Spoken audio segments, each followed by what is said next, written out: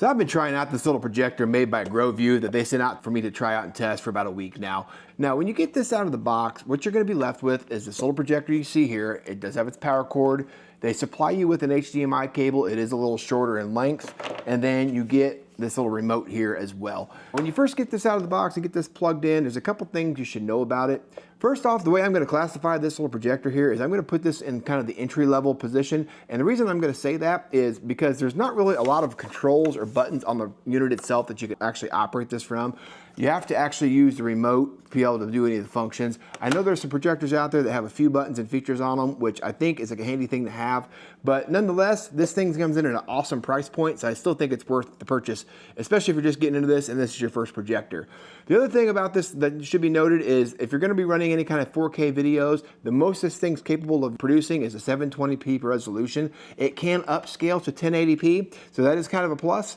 Now, I've been kind of running this thing through the paces on like Netflix and Hulu, some of the services that we subscribe to, and I feel like it's got a pretty decent picture, but it also kind of depends on the screen or the background you're going to be using on this unit. And what I mean by that, this doesn't have any built-in applications inside of it. You're going to have to use an external source, such as your phone or a Roku device, to be able to actually get your subscription services or any kind of other movies you might have stored.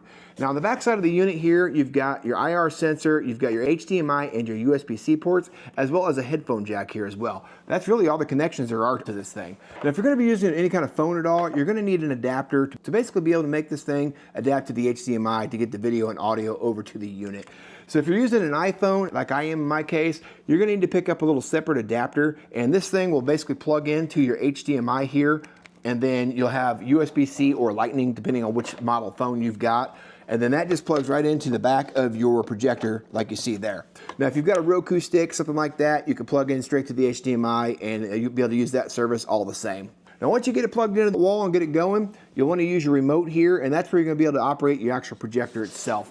Now, something you're also going to probably want to consider picking up is some kind of a tripod or stand for this little unit to sit on. That way you can get it aimed where you want it to be. But once you get it projected onto your wall, which is the first way I tried to do it, something to keep in mind is if your walls have a little bit of a texture to them, or if you've got your wall painted in a darker color, you may not be happy with the results on your projector. So my son's wall is the only wall I've really got in the house I was able to test this on, and it is a slightly darker blue wall. And the picture does come out a little bit on the darker side when I was projecting to that wall. And if you've got a white wall or a really light colored wall, you should be good to go. Now, what I went ahead and decided to do, because we're actually wanting to take this thing with us on our camping trips or be able to do this out in the backyard as well on the nice evenings, is I went ahead and picked up a projector screen that's meant for these particular devices. Now, when you get something like that and you get a higher quality screen, it's going to make a world of a difference for how well the picture quality is on these units. Once I got this hooked up and set up on the actual projector screen itself, this little unit actually does a really good job of supplying a nice high quality picture to that screen. Something to keep in mind if you've never had one of these projectors as well is you want to make sure you go through and hit your focus button. In this case is on the remote right here, these bottom two buttons here.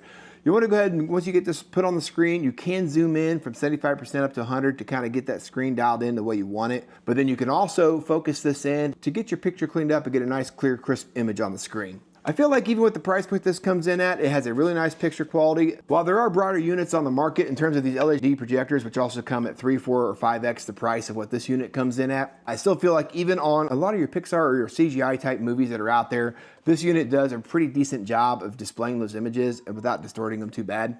This unit also has Bluetooth built into it. Now, this is only going to be for the audio, not for your video. So you can't Bluetooth your video from your phone over to this unit.